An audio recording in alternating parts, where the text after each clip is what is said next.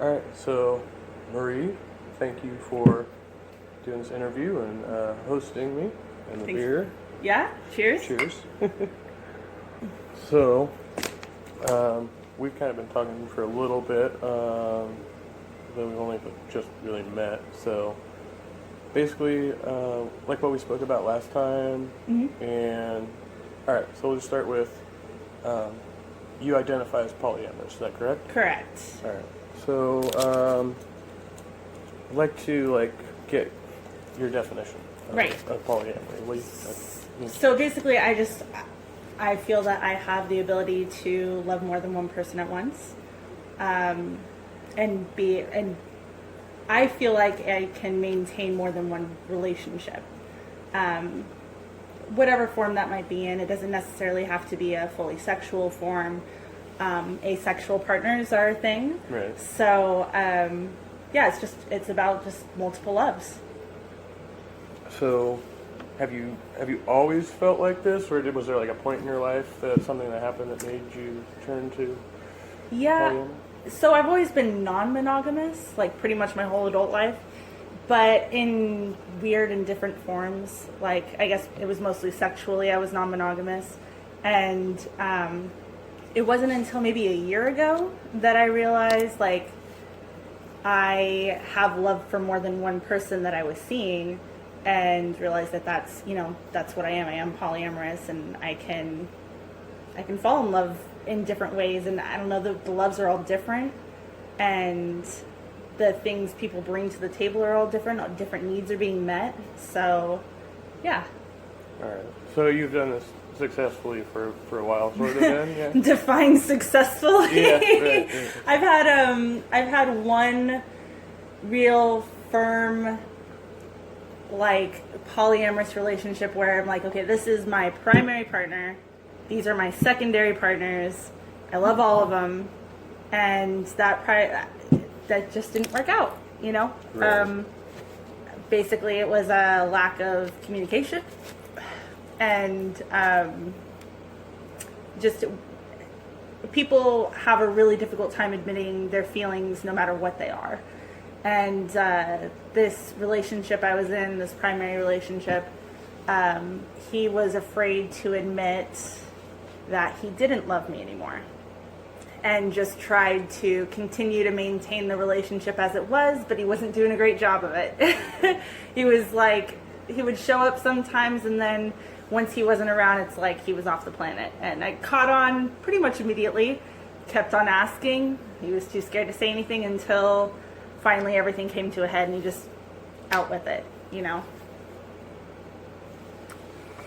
that's rough. I mean, in any relationship. Mm-hmm. So, have you tried monogamous relationships before? Yeah, I mean, I was married for almost 4 years, and we were together a couple years before that, and we were not romantically open. We were eventually sexually open, but not romantically, and which I feel like is the big difference, because I don't know, we were monogamish, Yeah. where we weren't like, we were seeing people together as a couple, Right. Things like that.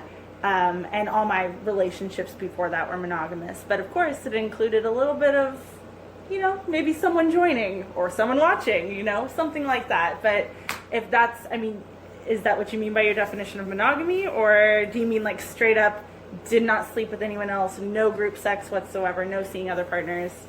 Well, yeah. I mean, I guess that's open to your interpretation. But like you said, I mean, there's a difference, because you can also have like asexual partnerships and stuff like that. Yeah. So, I mean, for me, I've been in relationships where we were supposed to have the ability to actually, we were going to, or entertaining the idea of seeing other people. But then when it came down to it, like, it would never really work out. Like, there would always be some barrier, some jealousy or something would happen, Yeah. But like in theory, that was the way the relationship was supposed to be, So Yeah. yeah, I don't know. You could have like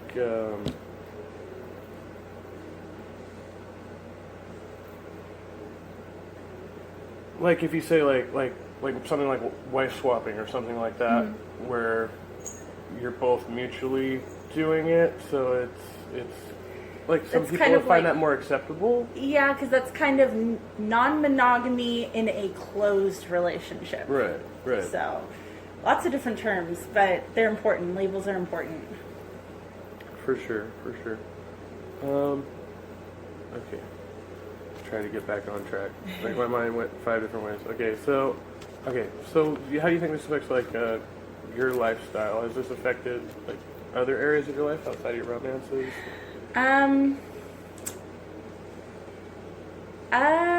Not terribly. I mean, it's not super widely accepted. It's taken, even my best friend, it took her quite a while for her to understand like who I am and that this is just the way I operate. I think part of it was that she had a rough time seeing me get hurt over and over again, because to be honest, when you're dating lots of people, there's a lot of hurt involved. Right. So she would always ask if I was sure I was monogamous or not. But I don't know, family situations, my family has been very accepting. Without question, really. They were just like, cool, we want to see you happy. And that was the bottom line. I have shared with some coworkers, and really they're just fascinated. So it hasn't really I've never been in a situation where like my boss found out I was seeing multiple. I don't understand why that would like affect my job at all. Right. So far, and I haven't been in a situation where I'm like, oh, I'm invited to a wedding. Which partner do I bring, or something like that? How would you make that decision though? I've got to ask. Well, so there's different forms of polyamory and different forms of relationship. There's basically. I kind of naturally have a hierarchy in my mind. I can definitely, divide my attention, all my love that I have, but I am kind of seeking out like a main nesting primary partner. So that main partner would be the one to go. And then I guess, if they couldn't make it, I might ask a secondary partner. And part of that decision making also goes along with, what about those partners? Who do they have involved? Like, who do they have in their lives? I do have a partner that he says that he's a relationship anarchist, which basically means no hierarchy.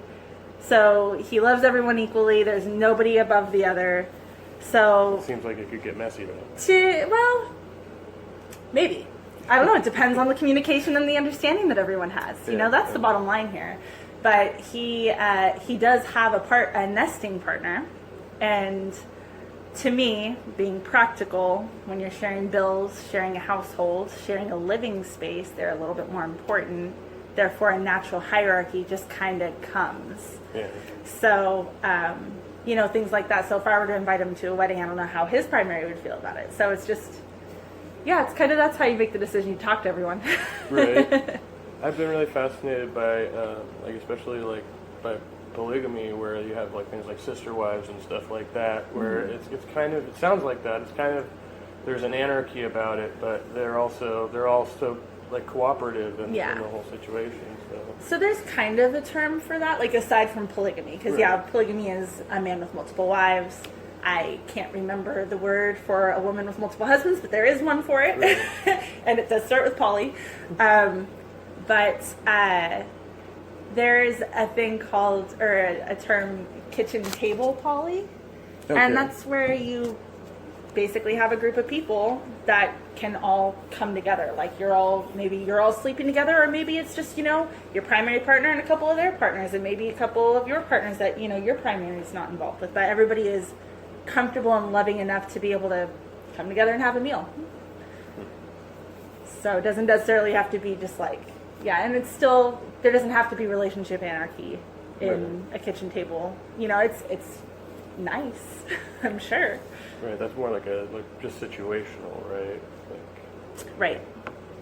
Okay. So what are some of the problems you've run into?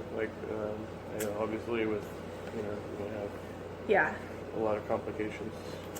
There are.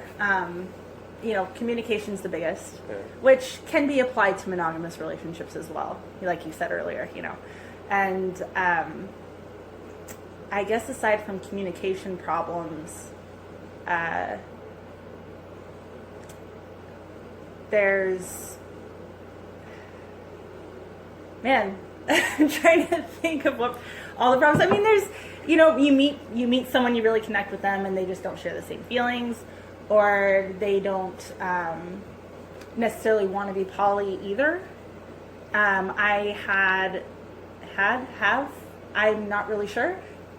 There is maybe someone involved in my life Okay. who, for about over a year and a half now, that I've been seeing him, and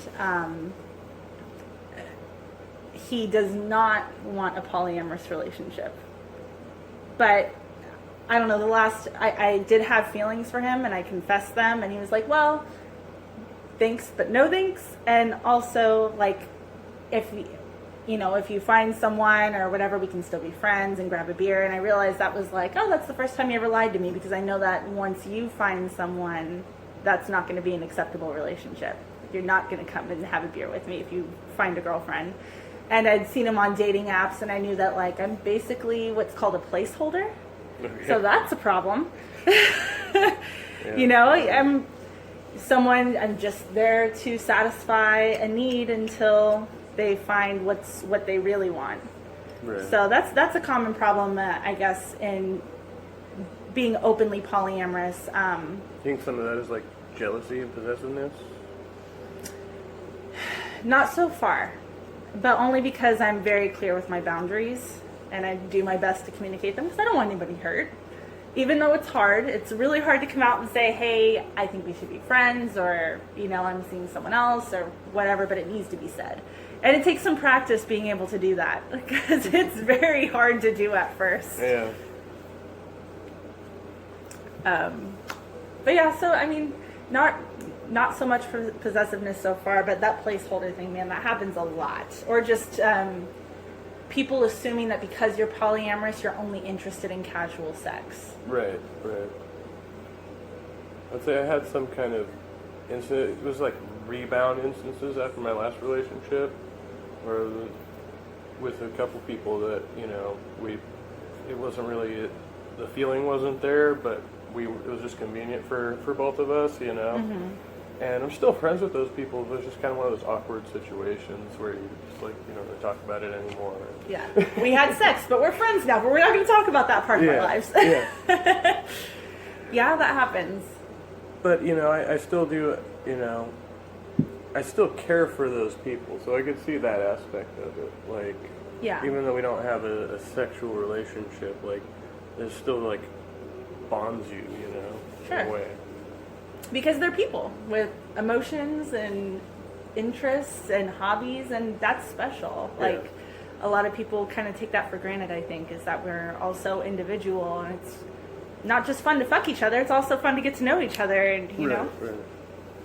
Well, I think we put a lot more stock in our, investment in people once we've had sex with them. Like, I don't know, for me, for some reason, I actually have a list. Like, I have to make a point to, remember all the people that I've slept with. I want to, for me, that's just my thing. But I should have done that. I actually felt really guilty because for about a year and a half, one girl just slipped my mind and didn't make the list. And I was like, oh my gosh, I feel really bad that I forgot this girl. I was like, oh no. Wait, do you have a written list? Yeah. You have it written down somewhere? I do. Oh, shit. Really should have kept... I really need to start keeping a diary or something, because I'm going to be very honest with you.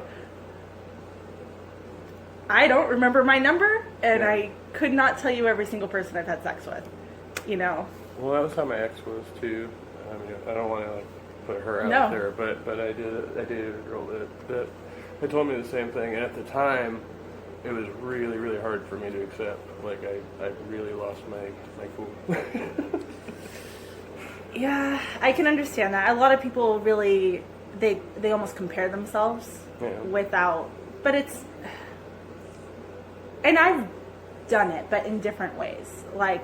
It's just when the insecurity comes out of how that person is treating you almost.